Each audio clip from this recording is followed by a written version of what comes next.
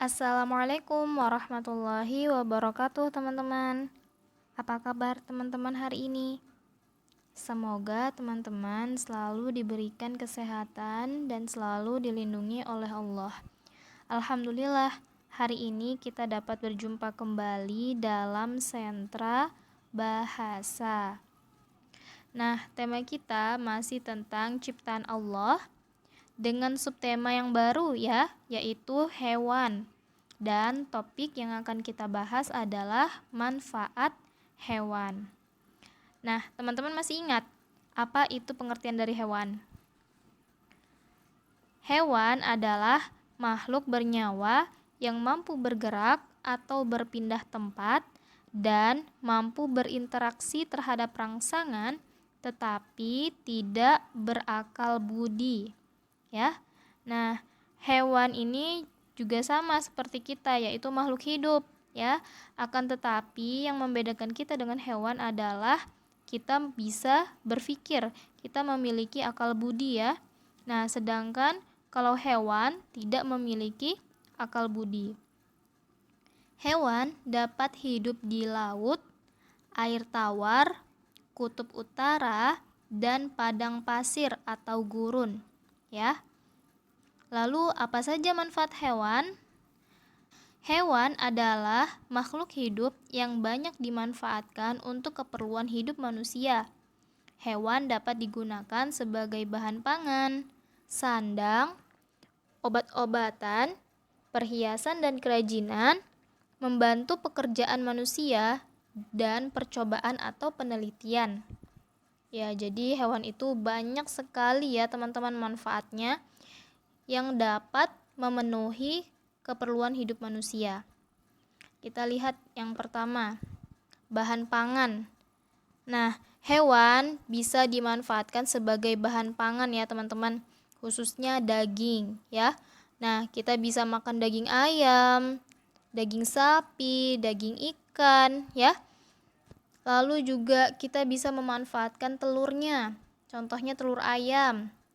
Lalu juga susu dari sapi ya, susu sapi atau susu kambing. Nah, itu merupakan bahan pangan. Lalu yang kedua, sebagai bahan sandang atau pakaian ya. Jadi ada beberapa pakaian yang dapat terbuat dari kulit hewan. Ya, bisa juga ikat pinggang ya, teman-teman. Nah, ini teman-teman bisa lihat, ini merupakan salah satu contoh dari kulit hewan yang bisa dimanfaatkan sebagai bahan sandang. Selanjutnya, hewan juga bisa dimanfaatkan sebagai bahan obat ya, teman-teman. Contohnya bisa atau racun pada ular dan juga kalajengking. Nah, tapi tentu saja ada takaran sendiri ya untuk obatnya. Ada takaran sendiri dari racun atau bisa yang dapat digunakan sebagai obat. Lalu yang keempat, hewan juga dapat dimanfaatkan sebagai kerajinan atau perhiasan. Ya, contohnya pada tempat tisu ya. Nah, kita bisa menghias tempat tisu itu dengan menggunakan kerang ya, cangkang kerang. Lalu juga bisa digunakan sebagai perhiasan ya, contohnya gelang yang terbuat dari kulit kerang. Lalu yang selanjutnya, hewan dapat dimanfaatkan untuk membantu pekerjaan manusia, contohnya sapi. Nah, sapi dapat membantu manusia dalam membajak sawah. Dan yang terakhir, hewan juga dapat dimanfaatkan sebagai bahan penelitian oleh para ilmuwan. Itu ya teman-teman, manfaat dari adanya hewan. Nanti teman-teman akan mempelajarinya lebih lengkap di sentra sains ya dengan Ibu Upi. Oke, selanjutnya kita masuk ke materi sentra bahasa ya teman-teman. Kali ini kita akan membahas tentang menulis undangan. Nah, teman-teman pasti pernah lihat ya contoh dari undangan ya, ada undangan pernikahan, ada undangan khitanan, akikahan, dan juga ada surat dari sekolah ya. Nah, itu merupakan contoh dari undangan ya teman-teman. Nah, apa sih undangan itu pengertiannya? Surat undangan merupakan surat yang berisi permintaan untuk menghadiri suatu acara, seperti rapat, pengajian, pernikahan, atau tasyakuran.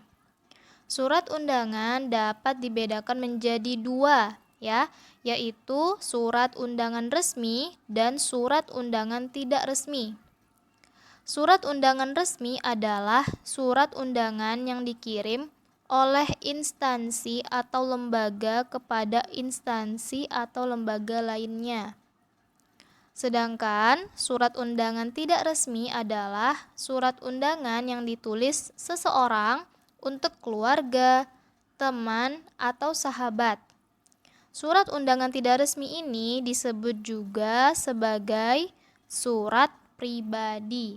Nah, jadi ada dua jenis ya teman-teman, surat undangan resmi dan surat undangan tidak resmi.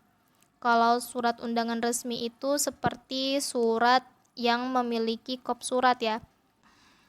Surat yang dibuat oleh suatu lembaga. Nah, untuk diberikan kepada lembaga lain atau instansi lain. Nah, sedangkan surat undangan tidak resmi itu contohnya seperti surat undangan tasyakuran ya, undangan pernikahan, lalu juga ada undangan akikahan. Nah, itu merupakan surat undangan yang tidak resmi.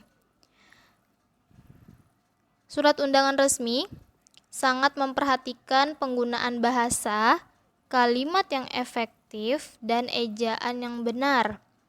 Surat undangan resmi terdiri dari 9 bagian. Nah, jadi surat undangan resmi ini ada bagian-bagiannya teman-teman.